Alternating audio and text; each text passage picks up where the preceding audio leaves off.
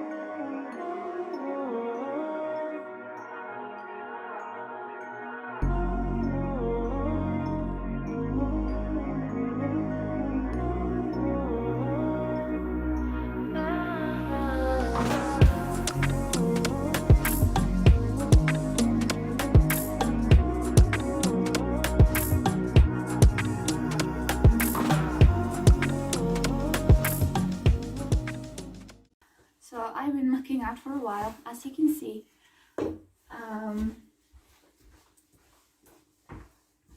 Just gonna move this.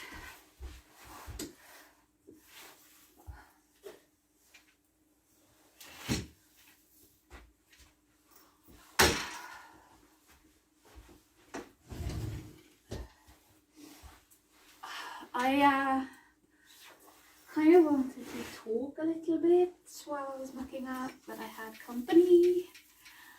I tried to film like a sit down video, and if this talk goes well, then I'll probably not post that one.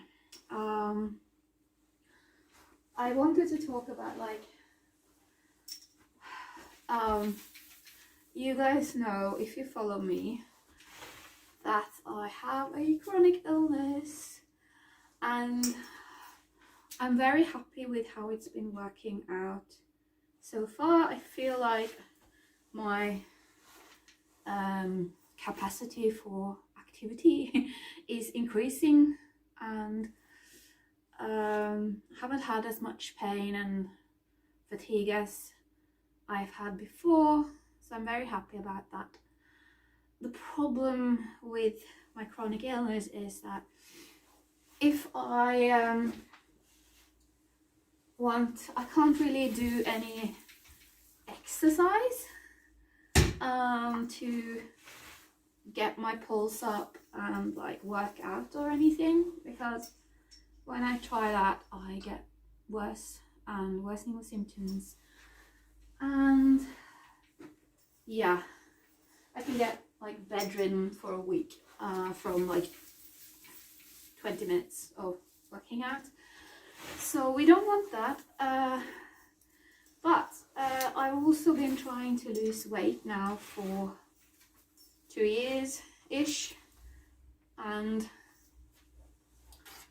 it's been going okay. I've done it in like periods, so that I worked really hard and like try to count calories and everything, because that's the only way I can lose weight with my chronic illness, is to decrease the intake of calories. And I've done that in periods, and then I've had like a break. So this summer I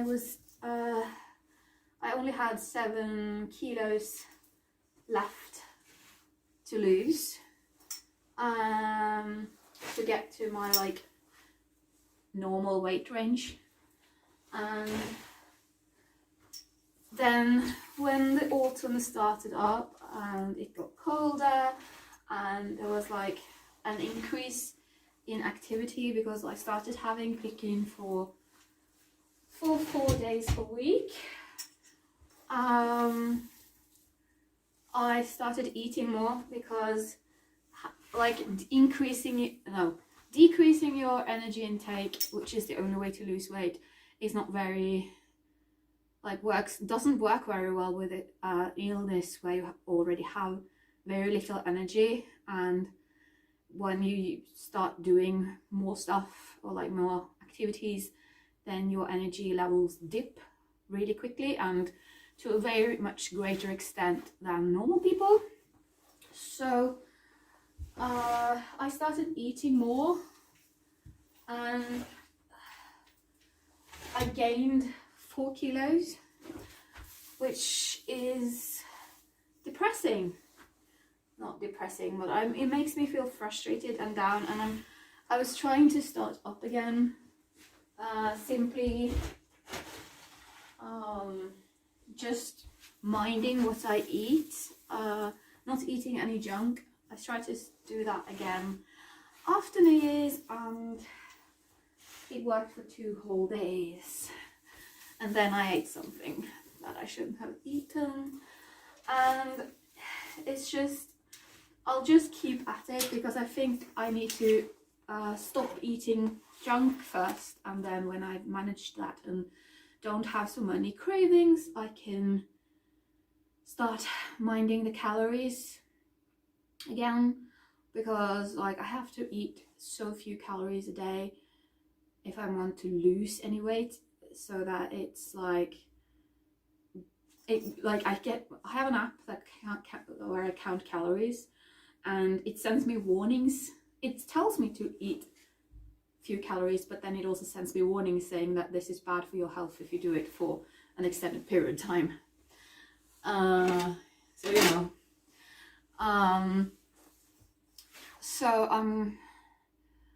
it takes a lot of work, and right now, having gained 4 kilos, I feel fat and I feel unattractive and heavy and and it frustrates me when I can't control my urges and eat junk. So yeah, it has made me feel pretty down and frustrated, but I'm gonna work at it. And another thing that is frustrating me is that I mean, if you watched any of my videos, I feel like I'm always talking about like saving to buy my own horse, and I am, but horses in Norway are insanely expensive, and I can only save up, I managed to save up 5,000 a month, and I need, like, I'm over halfway, because I decided this time around that I'm gonna be more prepared.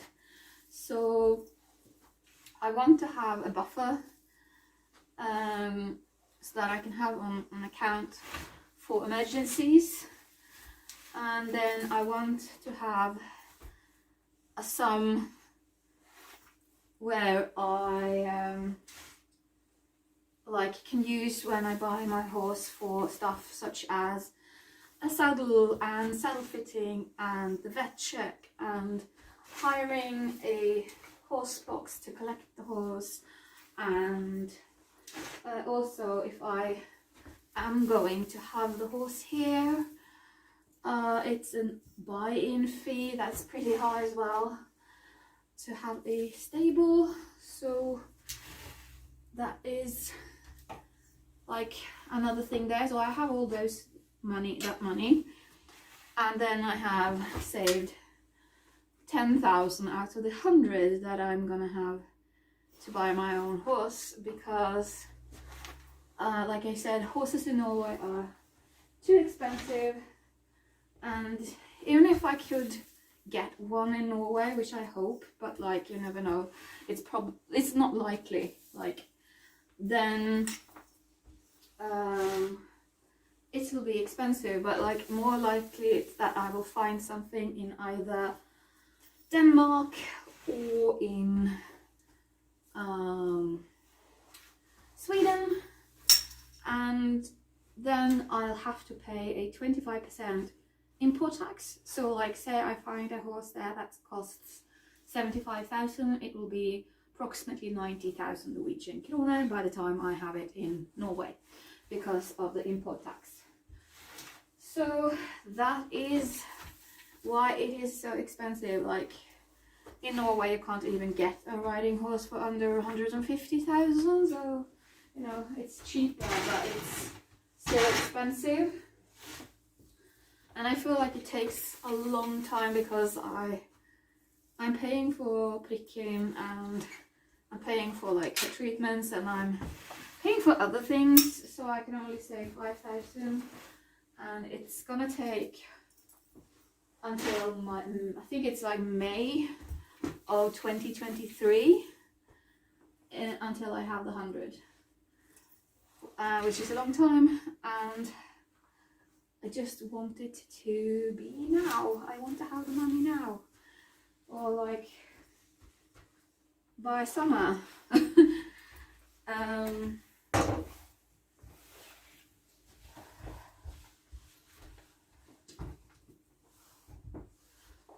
But unless I win the lottery, I am playing the lottery. I won't have that money then, so I just have to be patient. But it's like annoying, so really annoying.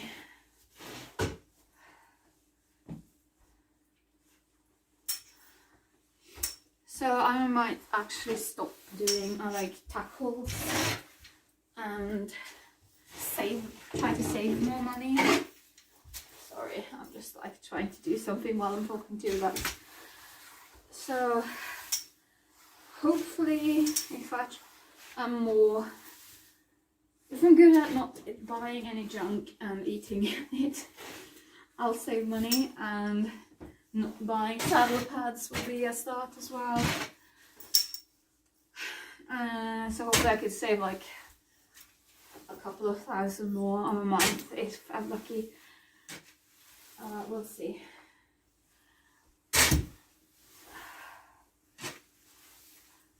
So I think that is it for our talk today. So Pricken is in, she has some hay and she has a massage pad on. I had these on when I went to get her, but like she's gonna have this on. Maybe it'll make her a bit calmer.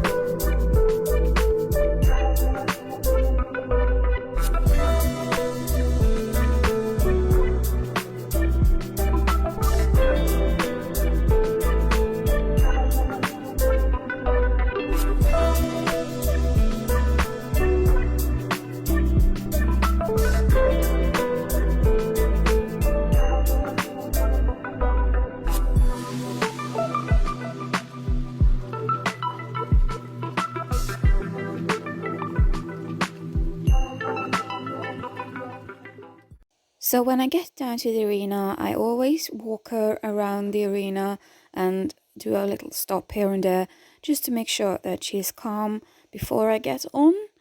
And I do this on both hands before I take the rug off and get ready to get on. So Pricken was pretty fresh. Yeah, she had a day off yesterday, so she kept jogging, and I just decided to trot her around and warm her up. And I don't know if it's noticeable to the people that don't know her, but it was very, very fast trotting. She kept hanging on to the rein and pulling like a little rhinoceros. So I simply tried to just talk to her and calm her down, but I struggled. She was very hard to control, especially when I was trying to change rein, like here. And yeah, it was just, she kept like running and not listening, even though I tried to calm her down with my seat, like rising the trot slower. That didn't help. So I quickly decided to do transitions. If you've seen my riding videos before, you're probably sick of me like going on about transitions, because they are my favorite tool. Yeah, here she spooked herself by like brushing boots together, or like the overreach boots. So we started doing the transitions. I do them in setting trot, which is why I want to warm her up in rising trot first. It went better and better. She started to calm down, but she still pulled a lot. And although her walk was getting better, it wasn't like good, as you can see, because she did jog and she was still tense. But after working on it for quite a while, it started to get more calm, and I really like transitions because the horse needs to listen but at the same time think forwards. And so when I done that for a while, I did some transitions within the gait, because you can see here she's more calm in walk. So I started to do tempo changes, you would say in English, in trot instead. Here I'm pushing her away, and then I don't know if you can see it, but like here I'm trying to slow her down and collect her, which is very hard. Pricken thinks she's like protesting a little bit. But yeah, here she's spooked. But like when she spooks, all I do is just I ride her through it, and then the transitions within the gaits are very good because it's a tool. Because horses like Pricken, they always want to run away when they're scared, and she wants to run away from the scary places in the arena. And so letting me control the tempo of a trot gives me sort of a psychological control over her. I don't know how to explain it better. And I can like ride her from the spooky place. I can ride her in high tempo or a low tempo, and she will listen. And that is a good tool because it teaches them that we don't always run really quickly past the scary stuff. Yeah. Then after I've done that for a while, she started listening more, and to not have her preempt my like signals, I started doing some smaller circles in this arena. It's a fairly small arena, so the circles won't be that big. Here she spooked again. Was like a little bit of sand that hit one of the posts. But yeah, I'm just keep riding and doing what I do. And I think like the smaller circles are very good to check that I have now control over her tempo and over her shoulders before doing something else.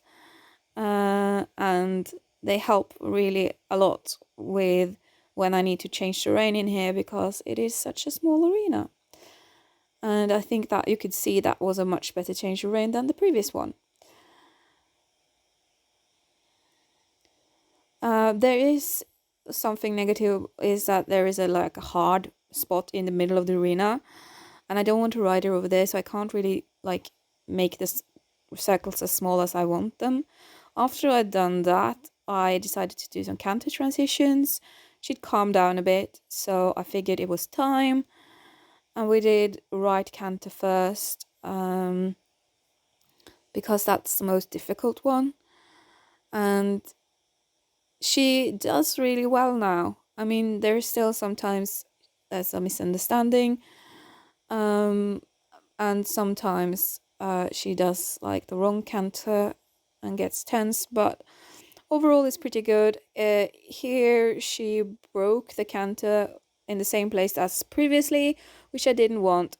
So I did another canter transitions, and then I was more on her here. She almost breaks it, but I pushed her on, and instead I got her to break the canter another place, so that she would learn that she's not supposed to stop the canter in the same place every time.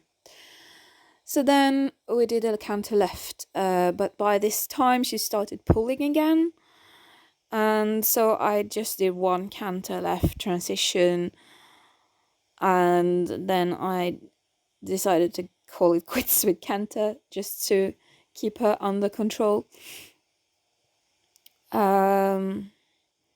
Then I did some more transitions because I wanted her to listen again.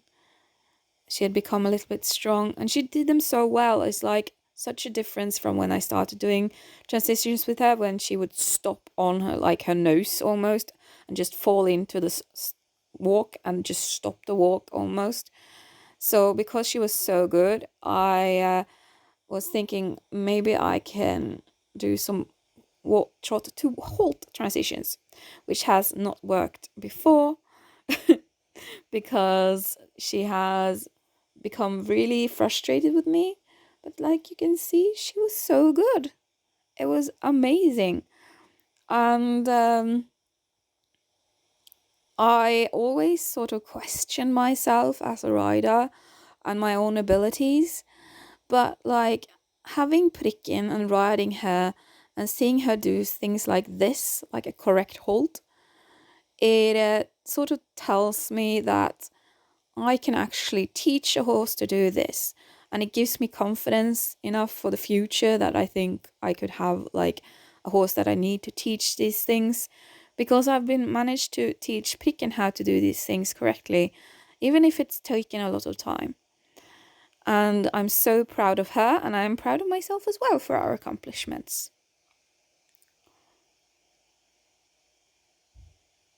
So after we'd done that, I started rising trot and on a longer rein, just to give her a chance to stretch before we called it quits and went up to the barn again.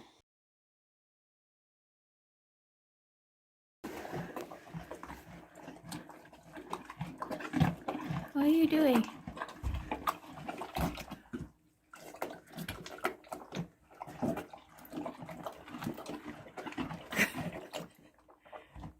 Somebody's looking for carrots.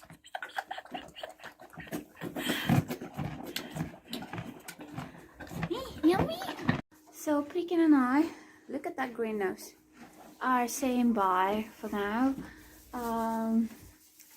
She has her hay and she's finished eating her bucket, and I've swept, I've tidied everything, and now I'm gonna shut the doors and turn off the lights and say goodnight to the pom-poms. Yeah. She's like, I'm eating, what are you doing? And probably dig some of the hay out of her water bucket, because apparently that's the thing we do, put the hay in the water bucket. Yeah. So if you enjoyed this video, please leave a comment, leave a like, subscribe to my channel and don't forget to ring the notification bell, and I'll see you in the next video. Bye.